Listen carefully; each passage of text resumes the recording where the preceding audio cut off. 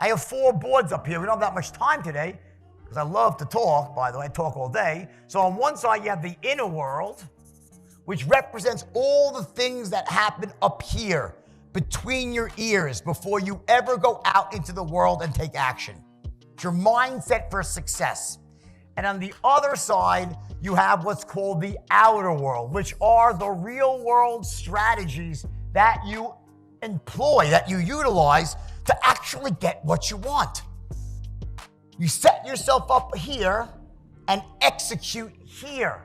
One without the other, it is really hard to achieve at any reasonable level. The good news is that there are really quantifiable and easy to learn, I call them pillars or distinctions for each of these worlds. There are 4 on the inner world. 1, 2, 3, 4. I'm gonna go through them very quickly here just to give you highlights on this stuff. The first one I mentioned is called state management. The ability to manage your emotional state, your physiological emotional state, to show up in the moment feeling positive, certain, confident, clear. Certainty, confidence, clarity, courage. The 4 C's, the selling. Disempowered states, uncertainty, overwhelm, fear. If you could be the greatest salesperson in the world, but if you knock on someone's door or you pick up that phone and you are in that moment a state of uncertainty and overwhelm, good luck trying to close the fucking sale. In that moment, you might be the greatest salesperson, but in that moment, you're blocked from accessing the skills and the greatness that you possess. State management's almost like a spigot. When it's open, when you're in an empowered state or states, it opens up the spigot for all the greatness in you to flow out. And when you're in disempowered states, the spigot is closed and you're still great, but it's locked inside you. It can't express itself in the real world. Now, when it comes to selling, in particular, it gets even more complex because at the highest level, what sales really is the transference of emotion. And the primary emotion that you transfer is the emotion of certainty. Certainty that the product that you're offering, the solution makes sense. It's got the best value proposition, the best cost-benefit ratio. It's going to fill their needs, resolve their pain, eliminate their worries. Very important in insurance. So you have that component, the actual product itself. There's certainty they can trust you, that you're there with their best interest at heart, not just a sleazy salesperson trying to ram any policy down their throat to make a buck. Because let's face it, if they think you got the greatest policy in the world, but they don't trust you, will they buy from you? No way. If they really love it, they'll go find the same policy and buy from somewhere else. And thirdly, the company that stands behind the product is actually going to be there for the long term as well. You're transferring certainty. I invented the straight line system as a way for teaching people who are not particularly blessed with the ability to transfer certainty.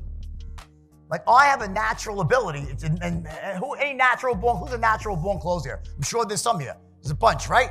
Natural born closers intuitively, for whatever reason, their brain is wired in such a way, they intuitively know what to say, how to say it, when to say it, to essentially transfer certainty to another human being.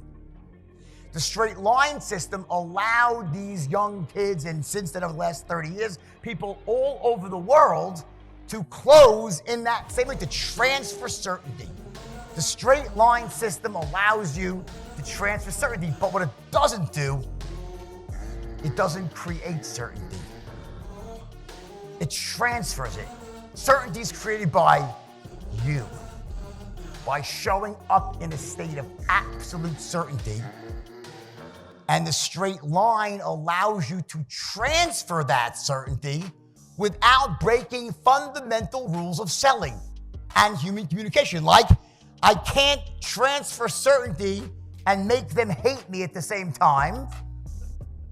I can't transfer certainty and bore them to death or make them think I'm an idiot or I'm a loser, or I can't transfer certainty in such a long-winded way where they're just like, no, there's rules. I can't break rapport. There's all these rules of communication.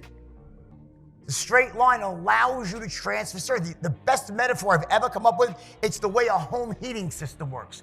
You have a nice big house. In the basement, you have a furnace. Then you have all the ductwork, the HVAC system, right?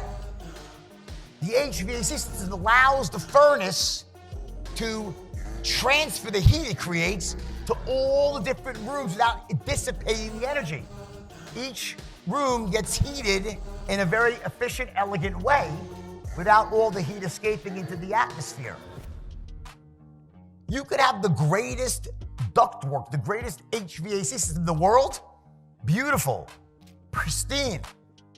But if the furnace is broken, guess what? The house ain't gonna be heating up. You are the furnace.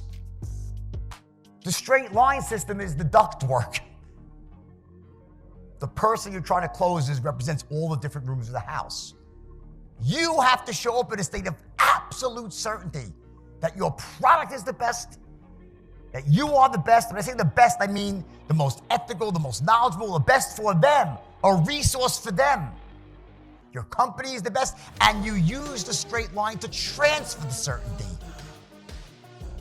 Two sides to the equation. So state management is crucial. The second element here are called your beliefs. And I'll go quickly here. There are certain beliefs that lead us to success. We call them empowering beliefs.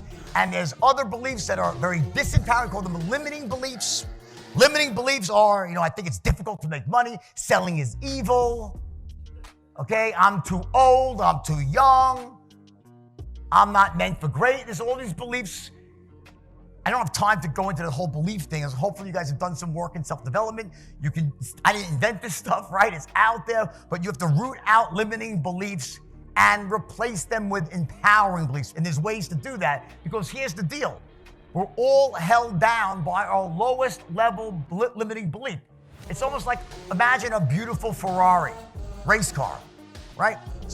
Cherry red chassis, beautiful sleek body, 500 horsepower engine or more, 12 cylinders, 4 valves per, capable of going 240 miles an hour. But if there's a governor on the engine stopping the flow of gas, I don't care how fast the car could go, it's not going over 55. That's what a limiting belief does. It sits on your life and stops you from charging forward when you should and causes you to pull back when you should. And we all have them. If you don't think you have one, then guess what? You just found your first limiting belief. We all have some. You got to root them out, right? Moving forward quickly, because we don't have much time here, right? Number 3, something I call vision focus. To have what I call a fully integrated vision for your future. Meaning, where do I see myself in 5 years from now, and why does it matter to me? Your why. Why do I want to get what I want to get? It's not just money. Your why can't be money. I'll save it for the end. The last thing I'll circle back, just I want to move forward, circle back and close with your why. And then what we have are these goals that we set that connect us to our vision. There's daily goals, weekly goals, monthly goals, annual goals. But our vision is long-term. It endures, and it evolves and grows. It's a living, breathing organism. People say, I'm goal-oriented. I'd rather say, great, I'm glad you said goals. I'd rather be vision-oriented. Because your vision is where your emotion lies. It's where you're connected to. You can't get overly emotional about your goals. Because when I set goals, just so you know, I seldom hit my goals. You know why? I set really lofty goals. The problem with most people in life and why they don't really ever achieve greatness is not because they set their goals too high and miss them. It's because they set their goals too low and hit them. I'm dead serious, guys. They set their goals too low and they hit them because the enemy of great is good. Because when you're doing okay, you're good, there's no pain, there's no impetus to change. The enemy of great is good. I say to people, I want you to raise your hand as high as you possibly can. Do it now. Raise it as high as you possibly can. And just a little bit more. What the fuck is that about? Like I said it the first time, as high as you can. And then I'm like, oh, you really mean it this time? And it's a little bit above. So like when I say stretch, I'm not saying your goal, I want to be I'm going to personally outdo Warren Buffett's entire company next year. That's my goal. That's nonsense. Right? That's not achievable. That's not a stretch. That's fiction. It's fantasy. And your brain will call bullshit. Has no power. I want you to set a lofty goal that's achievable, but it's a stretch. And you'll fall just short of it. And that's okay. Because you're not emotionally attached to the outcome. Your goal is meant to serve as a guide for you to show you whether you're heading generally in the right direction or the wrong direction. There's signposts, and your goals connect up to this vision for your future. And the second part's called focus, vision, focus, and then training yourself how to focus on where you want to go in life versus all the shit that you're afraid of. Because what most people do is they end up focusing where they are not wanting to go, where they're afraid. They focus on their fears and their problems, them crashing right. It's almost like living in the problem is the typical saying, versus focusing forward on the solution. I have great stories I can tell you. We got to move forward here. It's an important point. I'll circle back to vision at the end. And the last one here, the last pillar of this inner game is called standards. And it's the I know my handwriting's terrible. The standard actually is the word standard. And the standard is what that level, it's your set point. It's what you hold yourself to, what you must achieve, and what you will not settle for less than. We have set points for everything in life. We have set points for our weight. We have set points for our physical body. We have set points for our relationship with God. We have set points for our relationship with other human beings. We have set points for money. We have set points for giving and significance. We have set points for everything. That's that level where you feel like you burn, that where you belong. When you are below that, you have angst. You feel uncomfortable. You work really hard. When you hit it, what do? You're like, it's like a thermostat. That house with the furnace and the ductwork, it also has a thermostat that says, here's where we belong.